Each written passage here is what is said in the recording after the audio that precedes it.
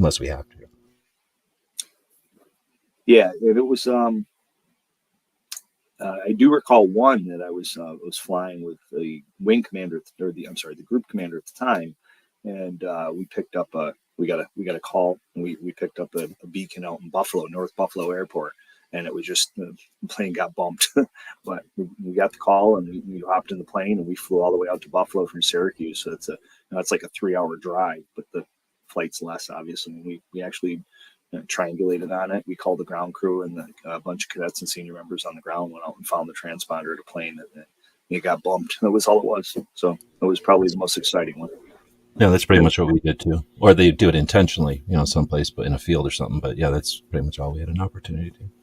Okay, so sorry to keep so much focus on the Civil Air Patrol, but like you said, that's neat that it was the impetus, I guess, to some extent of the training side of it.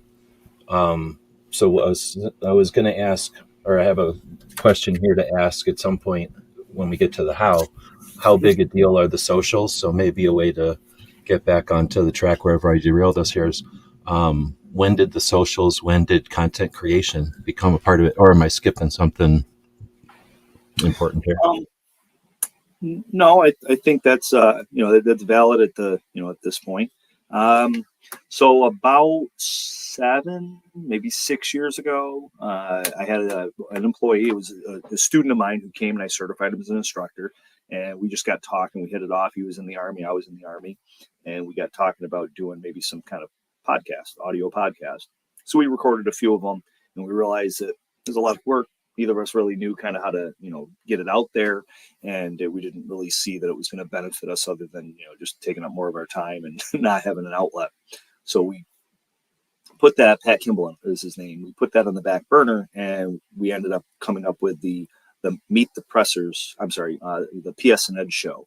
So the PS and Ed show was the initial YouTube show that we were doing. We interviewed probably, I think, 8 or 15-ish individuals. We cleared out a room down here in the basement of my house, down by my office, and ended up doing a bunch of interviews. Pat took a job closer to his house out near Buffalo, and we ended up just putting it on the back burner. I went to the UTM instructor class, the first civilian instructor certification that UTM put on that Clint Macro was hosting in PA. And that was April, so it'd be 6 years ago, or is it 5 years ago, this April coming up. And Clint's like, hey, what's up with your show? And I was like, well, I put it on the back burner. Pat took a job close to his house, so I'm just gonna. He goes, well, you can't let that go. You got sponsors, you got your Patreon, and I was like, do you want to be my co-host? And he's like, absolutely. So that was February, and then by April, we had a name, a website, and got all the social media. And our whole goal with it was just to meet and bump elbows and learn from other people and interact. And we're social people. We like people. We talk to people. We talk a lot. And figured it'd be kind of cool, and it could also feed our training company because people are going to, we're going to talk about our training company. So kind of a marketing outlet for our training companies, but then we'd also meet really cool people and also help educate people through our the marketing arm of Meet the Pressers. And from there, we're just got. We like to say, Clint and I say, we just got renewed for another 6 episode or 6th season. I mean, and people are like, oh, really? Well, who renewed you? I'm like, we did. Well, in other words, you're still enthusiastic about it. Is it still? Well, I'm sure it's a growing project. Is it still something that? Or I guess maybe that's too big a question. What's the goals? Are there goals for the project long term? Yeah, I mean, originally when we first started it, it was immediately on IMDb. So we're like, if not one of the only YouTube shows that's listed on IMDb, and that's to Clint's credit for his history in the movie and film industry back in the 90s, doing audio and such. And then we did the podcast because we had people asking, hey, I can't watch it, but I could listen to it. Can you put it up? So I started putting that together. So we're on like 15 or 18 different audio podcast platforms. We use SoundCloud to push that out. And it just kind of kept growing. And then we just got picked up a year ago on Roku, Apple TV, and Fire TV through OpsLens, which is pretty cool. And we just keep plugging away with the interviews, interviewing people, trying to get bigger and more noticeable people. We just interviewed Donald Trump Jr. At SHOT Show, so that's probably one of the most known names worldwide that we've interviewed on the show, which was pretty exciting. But we've had a lot of great guests, a lot of known people. John Tig Tigan, one of the Benghazi heroes, many, many, many others. I think we're up to over 300 and some odd guests in the past 5 years. And, when we first started, we were doing like hour interviews, and we realized that's way too long typically for somebody who's going to watch it. So we kind of reformatted that, came back to about a half an hour interview with the commercials and the sponsors and such. But we just keep going, having the interviews, interviewing people, getting to know people, getting their message out, getting our message out. We always throw our little bit of splash of our knowledge and experience in there to add to the witty banter and the content. But I think as far as the goal is just to keep bringing good interviews, and our students and our guests will tell us, hey, you should have this person on, and it just keeps going. We really don't have to search for people to have on. We have a lot of people reaching out to us, hey, can I be on? I'm like, great, what are we going to talk about? And if it's a good thing that we haven't talked about before, or if there's somebody who's got a new book, we'll have somebody come out. We're doing a live with Charlie. That's something new that we started too. About a little over a year and a half ago, where Charlie Cook and I do a joint live show, and that's something new that came about. So it's kind of just, who knows what's next. The merch, we got it from the beginning. We started with our own merchandise. I came up with a bunch of ideas for some shirts. Or I love my fully semi-automatic assault rifle. Don't shoot your eye out. That T-shirt's got a Daisy Red Ryder BB gun on it. I've got the shirt of Sesame Street, but it says Gun Street, and then it says one of these things is not like the other, and it's got paper clip, a strip clip, a magazine, and then a hair clip. So just cool little shirts like that ideas that I've come up with. So we're always just adding new things, trying to push the brand under Meet the Pressers, which just once again directs back to both of our training companies, which is what we do full time, is teach people. Well, there's a couple of things I got. I'm going to go in directions there. So, but since you kind of stopped on, or I stopped you on training companies, like I mentioned, looking at the About Us page on your website, you see a lot of different things there, but we had more to talk about with that Civil Air Patrol. As an instructor, and I'm assuming being as active as you are, do you bring any instructors in? Stories. You mean to work for the company, to teach for my company? I don't know. I know that you've been done a lot of the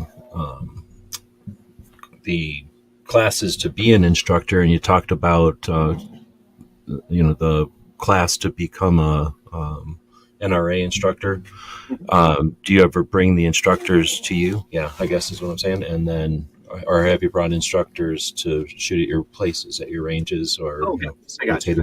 So hosted. So I hosted. Sorry, I should have said hosted courses. That's fine. Yeah. No, that's fine. That's fine. There's different terms for it, but I've hosted Larry Vickers. I've had Larry Vickers here. We hosted Clint and I co-hosted Jeff Gonzalez a few years back, and that was the next one. Then him and I both hosted Masad Ayub at his place down in PA. Not this past November, but the November prior to that. And then we're hosting Tom Gibbons at Clint's place down there in Western Pennsylvania coming up in August. So yeah, those are the four that I've hosted, or him, Clint and I together have hosted. And then Clint's hosted, a ton too. A lot of times he hosts Rob Pincus down there. It's easier to do it down there in PA just because, nobody wants to come to New York. Like Tom Gibbons won't come to New York. Politically? Yeah, we're behind there. We are curtain. Oh, New York Outcast is also in New York. Where you're located? Yeah, I'm upstate, so it's better than the city. And still, a lot of people know. So I don't know where. Yeah, come up here because Syracuse. I'm by Syracuse, so it's like dead center of the state, upstate. The only time I've been to New York recently, I might have been there as a kid, but I wouldn't count that, because the only time I've been there intentionally recently is to see Bannerman Castle. So let's bring that up, since Rob's hopefully going to tell us where he's at. Have you been to Bannerman Castle? I don't think so. Where is that, out by Buffalo? I have no idea. It is on the Hudson River Okay, near so it's probably no. the. Um, it's right next to West Point, or it's across the river from West Point, essentially. Yeah, Poughkeepsie area, so that's down like Orange County. West Point's down by Orange County, New York. That's where I Okay. did my Top Shots at Orange County Chopper event that I did, where I brought Top Shots from the History Channel into Orange County Choppers, and we did a class there. Binghamton area. Oh, really? It's in Binghamton. Okay. You guys know where you're at each now. Okay. So Orange County, I thought that was in California. That's in New York. Yep. There's an Orange County, New York as well. Oh, okay. Is that where that? Wait, is that the show? Those Orange County Choppers? Yeah. Yep. Yeah, I was down there. Once again, I was down there teaching a Excel class, and I drove by the building, and I'm like, Orange County Choppers. That can't be the TV show. I was oblivious, didn't even know. And it was right there at the airport next to where they're located. So I went in just to look at it and looked around. And I said, it'd be pretty cool to bring the cadets down here, Civil Air Patrol, bring the cadets down here and introduce them to the cast and everything. And then kind of do a, West Point visit and whatnot. And, and I ended up setting it up. I got in touch with their marketing person, and the Civil Air Patrol thing never transpired. That never happened. But I ended up doing basically a pistol class at their location, and it was open. It was a national event to raise money for both the Purple Heart Hall of Purple Heart. It's up on the website. The Purple Heart Hall. I have to look it up now because I'm losing my mind here.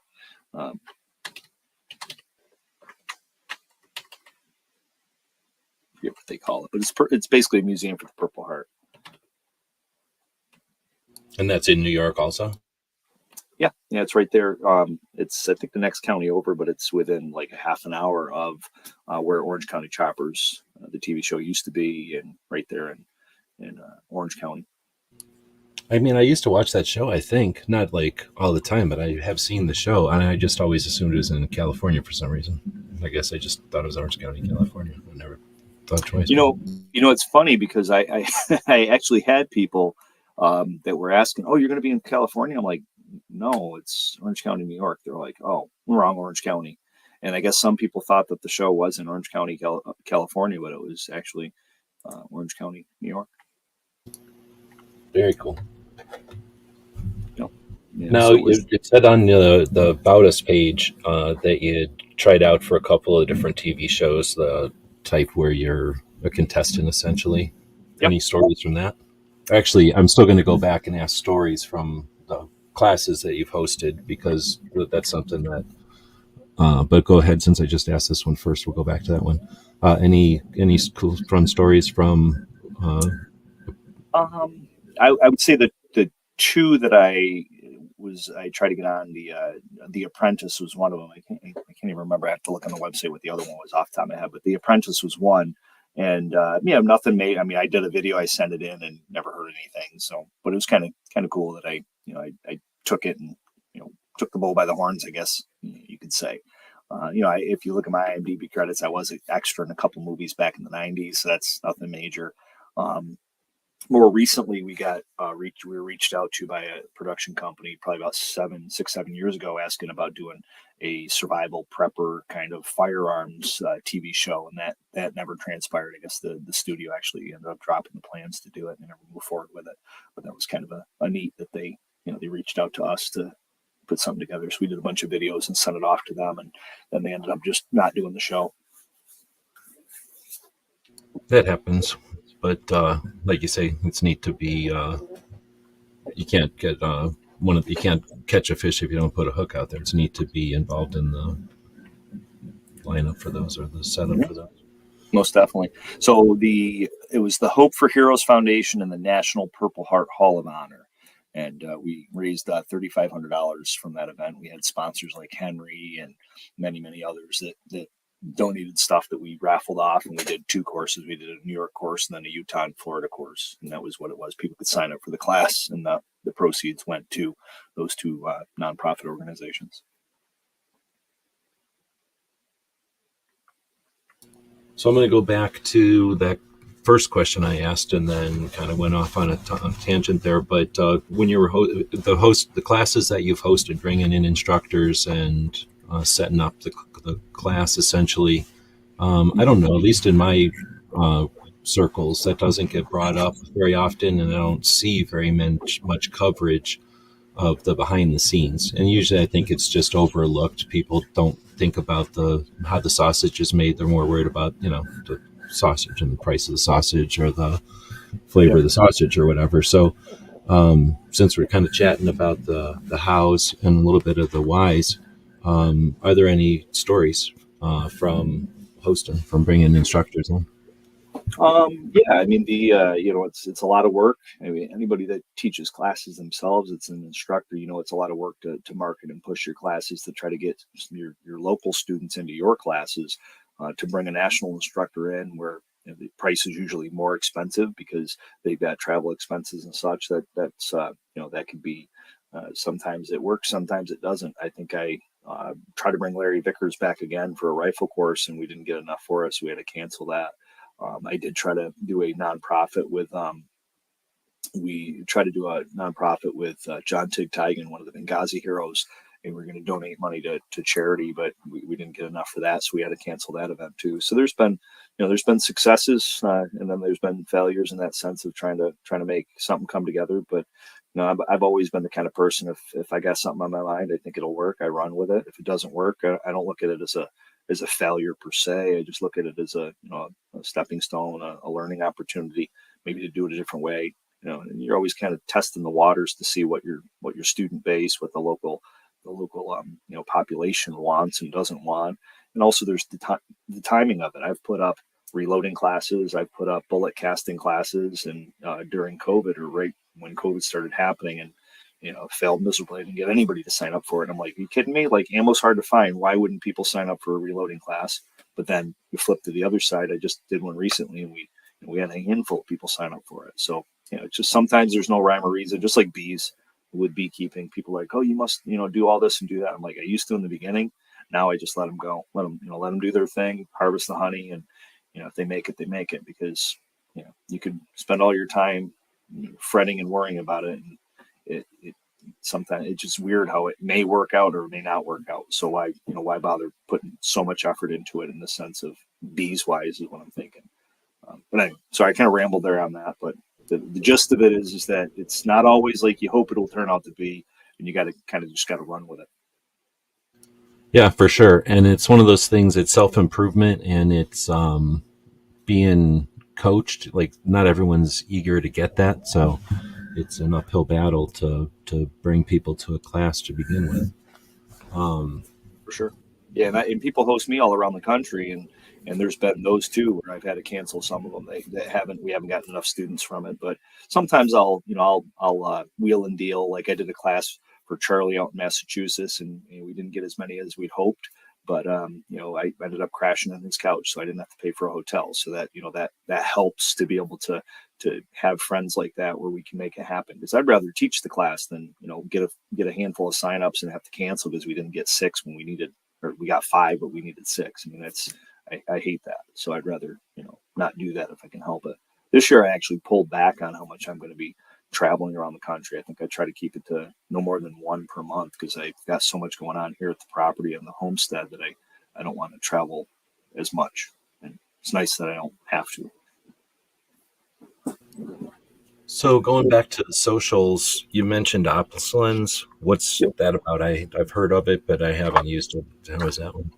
Yeah, so it's basically a website slash app, and there's a handful of different shows. I think maybe a half a dozen or maybe a little bit more of shows that are registered, signed up with them, and then those shows get to play on Apple TV, Roku, and Fire TV, and so they select them based on either Second Amendment news or Second Amendment centric shows, and yeah, so it's been fun to be listed there. So you install the OpsLens app on your Roku, Apple TV, or Fire TV to be able to watch the show, and that's how it ends up on the television.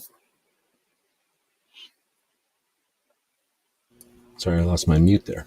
I lost my mouse on my screens here. So, how do you get any kind of analytics to let you know how many people are interacting with it on that You know, I'm platform? sure, I'm sure we do. Now that you mention it, I haven't even looked, so I'd have to hop in there and see. I know originally when we set it up a little over a year ago, we ended up having all that stuff, and I looked in the beginning, but obviously it was new. So, but I haven't looked since because I've just been so Is busy. is the audience there like did some major program or some channel or something create it, or is it like the host of some giant network of channels or something, or is it is it a bunch of people that got frustrated with like Google or Facebook or something? Like, is it a Yeah, just political platform? so OpsLens is the, from my understanding, they basically pay for the slot, and the OpsLens app, the OpsLens is the company that has that slot, that time slot, that the app where people can download and install to be able to watch whatever show that they're playing at whatever time slot. So I guess the It's comparable more like thing. a network then. Yeah, yeah, I guess right, exactly. It's more like a network. I mean, you'd be comparable to like you could rent or purchase a slot of time on a local radio show, and you can play whatever you want because you've purchased that block. I guess would be maybe an easy way to represent it. Okay. And then the viewers are people that value the type of programming that's over there, and it's all. Yep, yep. Yeah, they can tune in through the Opslands app right on any of those platforms and watch whatever's presenting at whatever time. Each show has a different time slot. I know Eye on the Target radio, they're up there, and there's a few other ones too. And they're free to watch them, I or is there think like a I know fee to? I know they were free. I know they were free in the beginning. I think Ron was saying something about charging a fee eventually. So I don't know if the fee is in place now or not. It might be.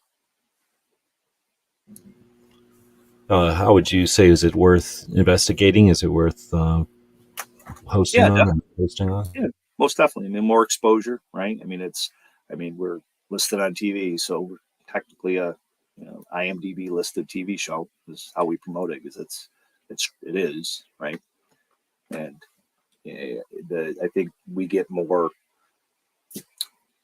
guests that we maybe wouldn't normally get because I can say to them, hey, we'll give you an IMDb credit on Hollywood. There's a lot of people in the gun industry that don't have that. They've never been on a show that could put them on IMDb. So there's a lot of people that we've given IMDb credit to that would have never gotten it, or I shouldn't say they would never get it, but they got it from us. We were their first IMDb credit, which is kind of neat. So between that and being on Roku, Apple TV, Fire TV, and a training company, that's kind of something different that we do that not many other, very very few, if any, other YouTube shows do. Yeah, I'm not aware of any. So that's another whole direction I wanted to go, and we're getting close to the top of the hour here. But so is it the OpsLens just happens to be a thing, and you're on IMDb, or because you're on OpsLens that gets you on IMDb also? No, so the IMDb was original when we first set up the show on YouTube.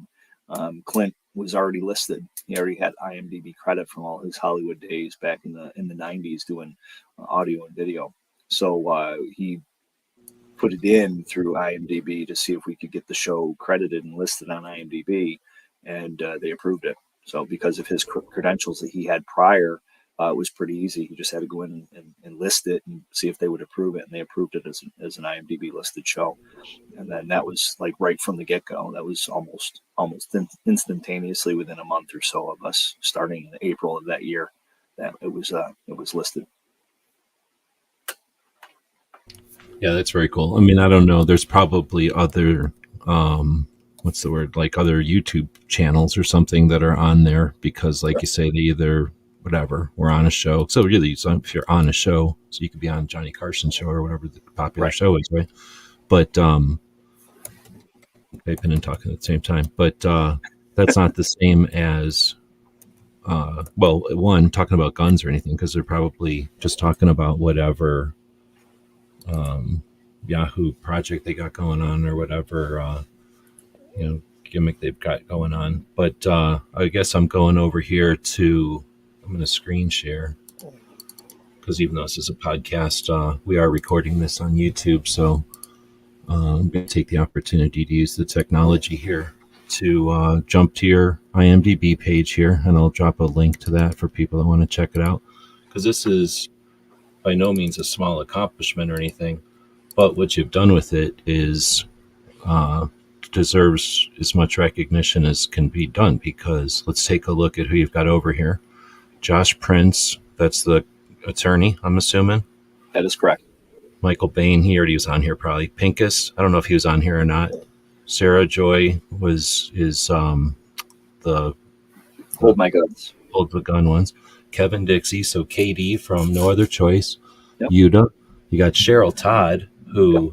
has been on 5 times. I guess these are in order how many times people have been on. But Correct. Cheryl Todd, doing all kinds of work out there. Ashley, who works with museums. I don't know who Bram Frank is. As a knife, he owns a knife company. He's martial arts for many, many years. Right on. Mike Sedini, Diana Mueller. Can I keep going with this? I'm actually going to see Diana this weekend. She's doing her Ambassador Academy down in Orlando. Are you going down to that? I'm going to stop by and say hi, but I'm actually going to be down in Florida teaching next weekend. So Dale Comstock, why does that sound familiar? He wrote the book American Badass. Thank you. Then Iraqi veteran, Yep. Chris Chang, who might have already been on here because of Top Shot, I guess, technically, but still. Yep. Joe Let's look at. He's from Survivor TV show. But I'm looking at the Second Amendment people. So Amanda Suffolk, Derek from Kids Safe, Craig DeLuz running for Congress right now, or is it Senate, but running for office right now. Ken Blanchard. I wouldn't be doing this if it wasn't for Ken Blanchard. Awesome. We've got Robin Sandoval in here, right? We got up. Gabby Franco. She's probably already on here, but still. Jera from Texas. Tiffany Johnson. So Jeff Gonzalez, again, probably might be already on there. There's might be people I'm missing, but I'm looking for 2A people. Mike from the Armstrong Radio or radio show. Amy Dillon. I'll be recording with Mike this Saturday too. So this is awesome, dude. So I really appreciate. And then as soon as we're going to get to Tony Simon, there we go. Now, some of these people again are probably already on here, or have been on shows or something. But yeah, you've got an impressive list. Like I'm just overlooking people like Craig Douglas, right? But Rebecca Schmoy, right? That's awesome, dude. Kim Peters, is that Kim Peters from Rhode Island or Connecticut, Delaware? Yeah, I think it's Delaware, but in that area. Yep. Heck yeah, dude. So the only person out there speaking at the national level with an actual marijuana and guns initiative. Yep, you got it. That's awesome. Beth Alcazar, Maj, dude. So, I mean, this is beyond like effort to the community. So was this intentional to have the 2A people, or was that just accidental because there was so many people? Go ahead and take over. I think it's these people on IMDb who are, anybody can get whatever, somebody trying to sell something or somebody that's so big, but the people I'm talking about, that's a service to the community, dude. That's awesome. Well, I appreciate you saying that. It's nothing that we really, I guess, sought out to do per se. It was just it just fell in our laps. We had the show. We have people that we want to have on the show just to have a conversation, kind of like we're having now. It's more of just a way to, just a way to talk and express ideas and vet things out, give them exposure while also giving us more exposure for what we do. So it just happened that way. And a lot of times too, there's other shows like Rob Beckman's and Charlie Cook. They have somebody on, and I'll reach out and be like, hey, can you put me in touch? We'd like to have them on. We haven't had them on before. And actually, Charlie Cook and I, that was part of our collaborative show that we came up with, the Writing Shotgun or Meet the Pressers and Writing Shotgun with Charlie live show that we do, was to see who we've had on each other's shows and go revisit with them and say, hey, you've been on Meet the Pressers, but why don't you come on our joint live show together? Or you've been on Charlie, Writing Shotgun with Charlie, why don't you come on our joint live show together? And we're kind of tapping into who we've had on, kind of like a best of both shows kind of thing. And just another way to revisit it and have have people come on that we like and we hang out within the industry that have something good to say. Spread the gospel, Second Amendment, because we know the politicians are trying to take it away, so we need to do everything we can to support each other, and that's kind of our way of supporting each other.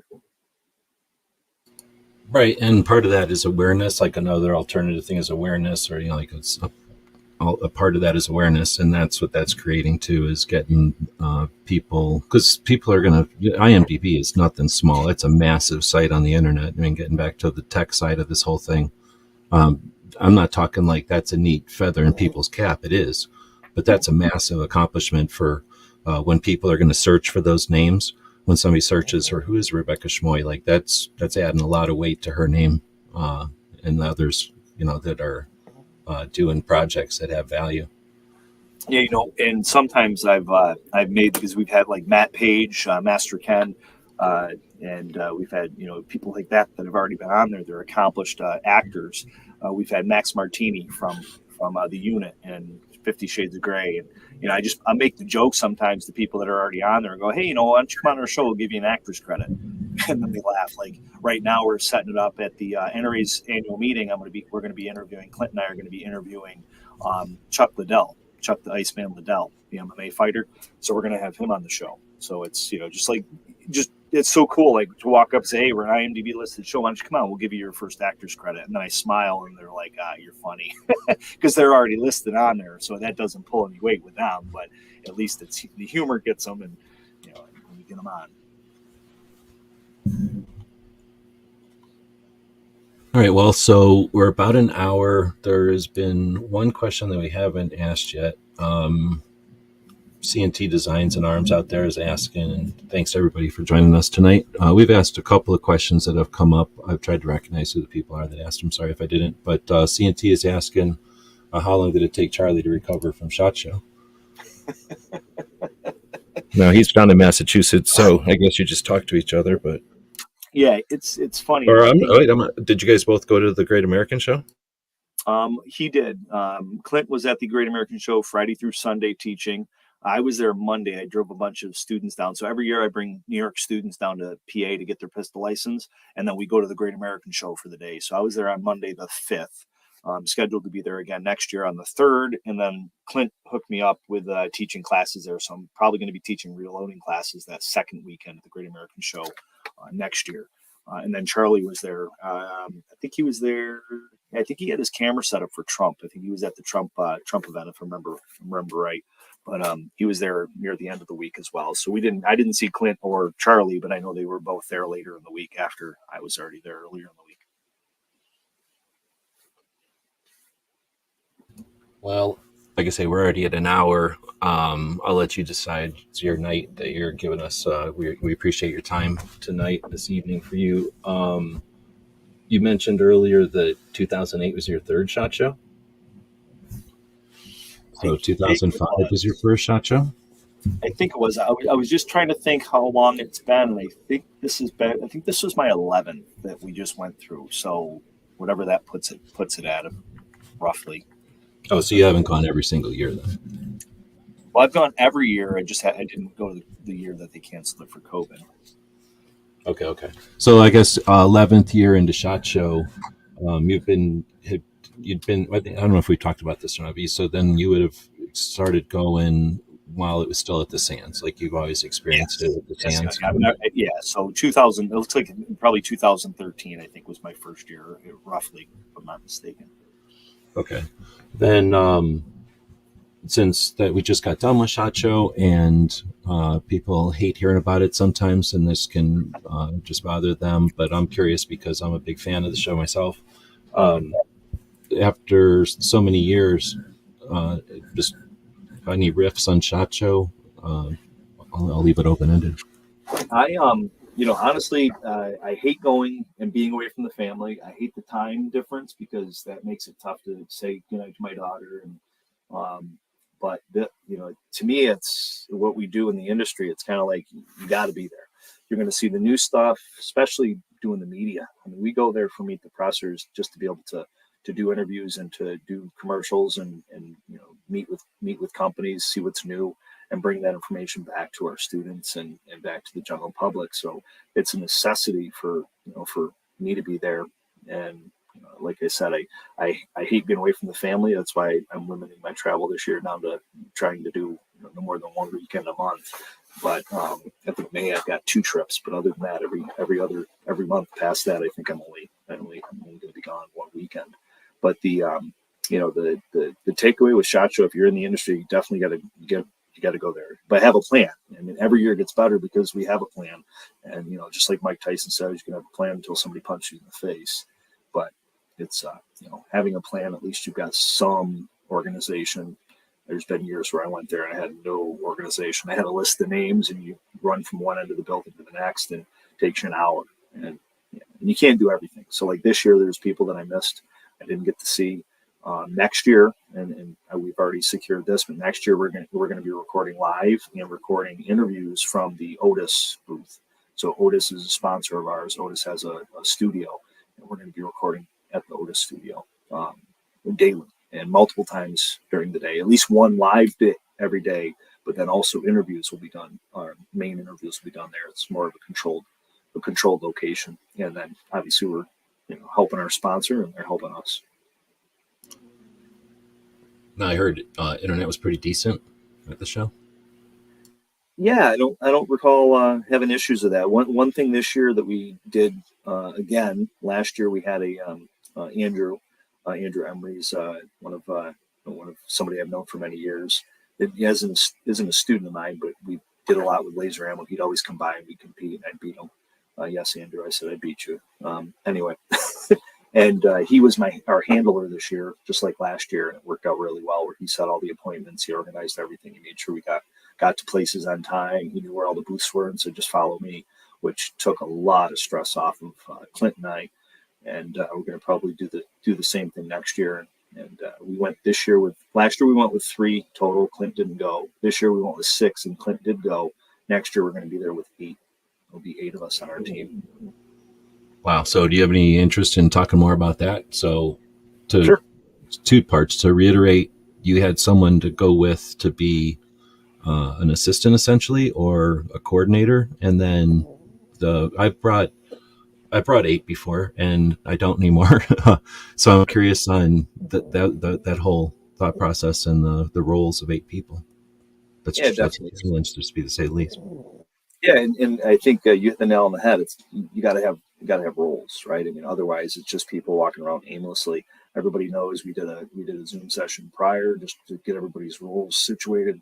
It's based on capabilities. Like Andrew originally went last year, to do photography, and he ended up falling into the kind of the director's position, kind of moving us around, scheduling things, being the bad guy, like, hey Matt, we got to go. You got an appointment. You can't get. We got to move this along. So he was actually the bad cop when I was talking to somebody. He could literally. That'd be so valuable. That'd be amazing. Yeah, it's huge. It was huge. Like last year, it was so good that it literally helped. It just kind of clicked. I'm like, he's great at that, right? And he knows a lot about products. He knows what's new. He's got his ear to the floor. I don't as much because I'm so busy teaching and so busy doing the show that sometimes I'm disconnected from society, which isn't a bad thing, I guess, in this day and age. So he's a huge help. Excuse me. One of my students, Austin Boyd, he went this year. He said that he'd always wanted to go, and I said, well, we're looking for extra help. He's also going to be, if everything turns out good, he's going to gunsmith school, and he's going to be my gunsmith for PS and Ed. Which school? He's probably going to do. He's probably going to do the modern gunsmith, is what I'm hoping he'll do, because of Zeke. Zeke's out, and I like Zeke. I like what Zeke does, and Zeke came over from SDI, so that's probably what he's leaning towards. But it all depends on his time. Okay, sorry to sidetrack. I'm big interest in gunsmith schools. I'm always curious. Yeah, the modern gunsmith school that Zeke Stout is one of the founders of is the one that I've been pushing. Zeke took one of my classes. Katie had me come down to his train and learn in the spring of last year, and I taught my Force on Force class there, and Zeke was one of my students, and we hit it off well, and got talking. So I really like Zeke and what they're doing over there at Modern Gun School. But anyway, back to the roles. You got to have roles. Austin was valuable. He helped Andrew a lot. Next year he's going to be a runner, but he's also looking for products. He's looking for things to bring back for us to be able to sell and use in our classes and our gun store. I've got a Type 7 Class 2 FFL here in New York. And then David did photography and video, as well as Josh. Josh reached out to me, and Josh was like, "Hey, I couldn't, the company I worked for last year, I don't work for them anymore. I really want to go to SHOT Show. Can you help me?" And Josh and I met a while ago at a show and just hit it off. And I said, sure. So we had him come in for the last few days of the show, and he was very valuable. We did a live night fire shoot with NVGs, full auto suppressed for one of our clients. Knocked him outdoors, and he was great with that. We did also a photo shoot for Condor clothing, as well as First Line Tactical clothing, and he was a huge help with that as well. And then we had Daniel, and Daniel was helping. He was doing photography. So next year we're probably gonna do all that, but we're gonna have one more media person, maybe two, and we want to try to get more content out during SHOT Show.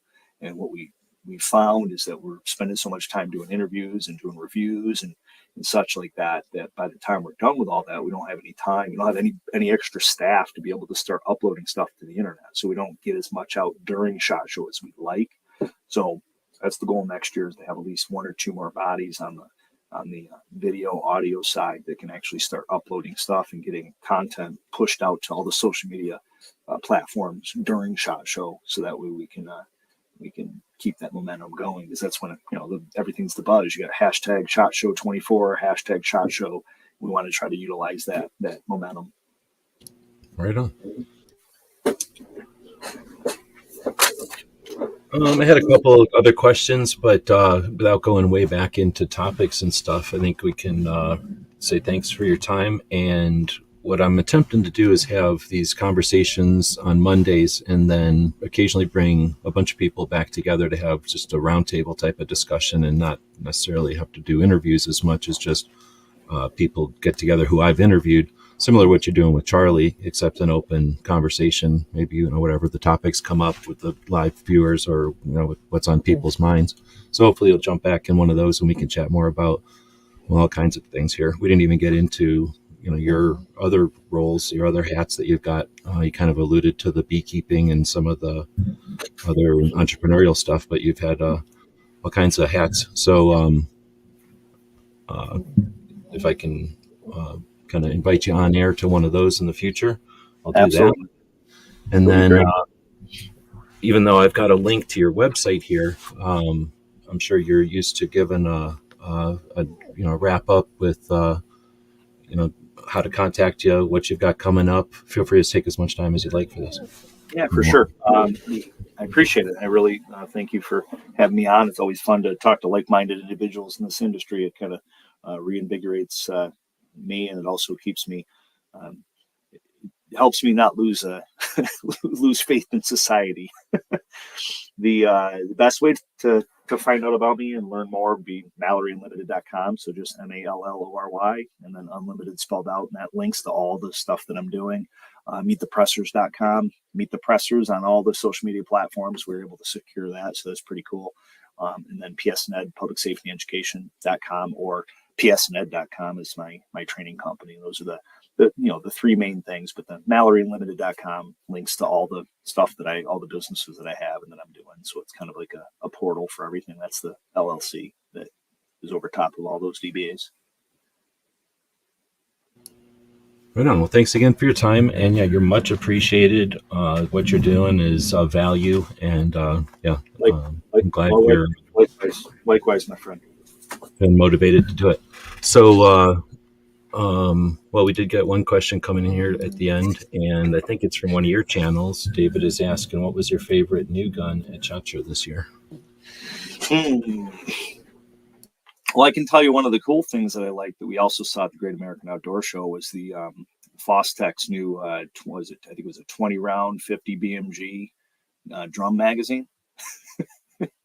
Yeah, very cool. That was neat. But there was one that caught a lot of our eyes at range day on Monday at SHOT Show.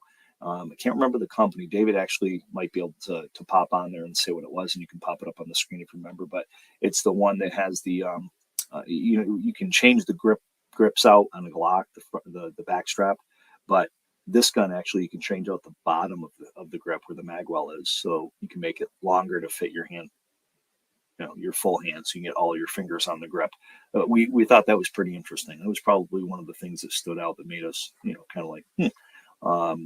The other one I would say is is that last hurrah. I would say the lever action from Henry that takes PMags. So it's a lever action Henry rifle that takes PMags. It's like so cool, right? You can literally shoot 9 or 223 out of the thing. You just slap the mag in it.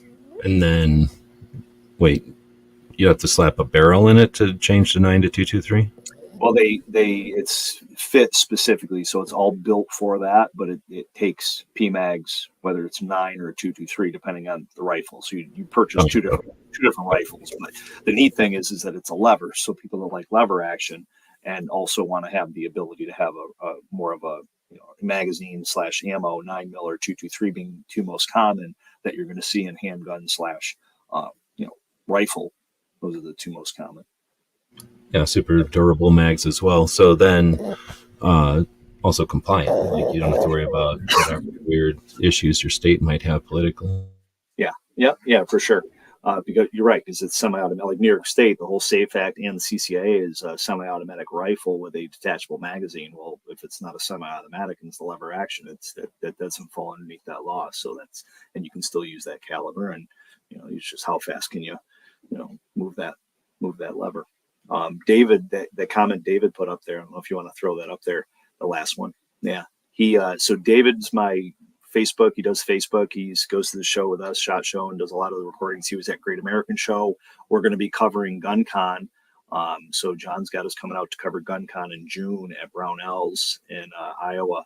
And David's going to be riding out with me in the car to do a lot of that. So David's a huge help to me, and he's been there. He's one of my students. That's how we first met, and we just kind of hit it off, and he's always there. But what he's talking about here is I had him walk up and down the whole outdoor range for range day, the industry day, media day at the range. So he walked from one end to the other end with his GoPro to get the whole thing on time lapse on the GoPro.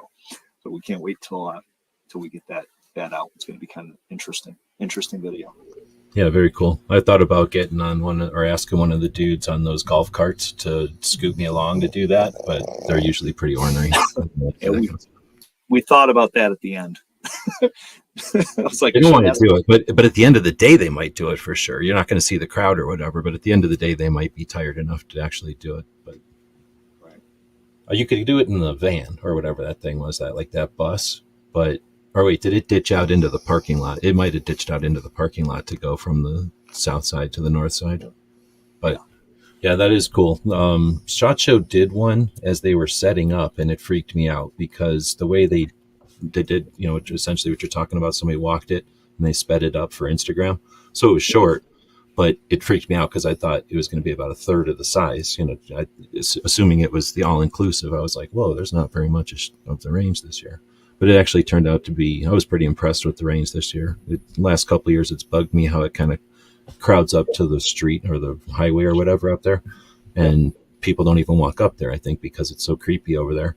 But the way that they expanded the range to the south and kind of curled it up, I think that was pretty cool. Yeah, it seems like it keeps getting longer. Yeah, seriously. Well, they figured out to shoot into a big hill instead of down a big line, and I don't know. I think it worked. Got some longer ranges down on the south side. For sure. Anyway, we're not talking about SHOT Show. So it was sort of at the end of the show there. Again, thanks for joining us, and thanks everybody for the kind words and for joining us live. If you're listening to this as a podcast, leave us some feedback out there. The likes and the shares and that kind of stuff are much appreciated. And we'll be back next time. Well, I guess I'll throw a commercial for my store up here just to give an end to the show. GearWebsites.com is your source for firearms-based playing cards and books. We also have mugs, shirts, and posters with designs that we've made live. Of course, we have patches. Every Friday is Free Patch Friday. We appreciate your support. Thank you for shopping at GearWebsites.com.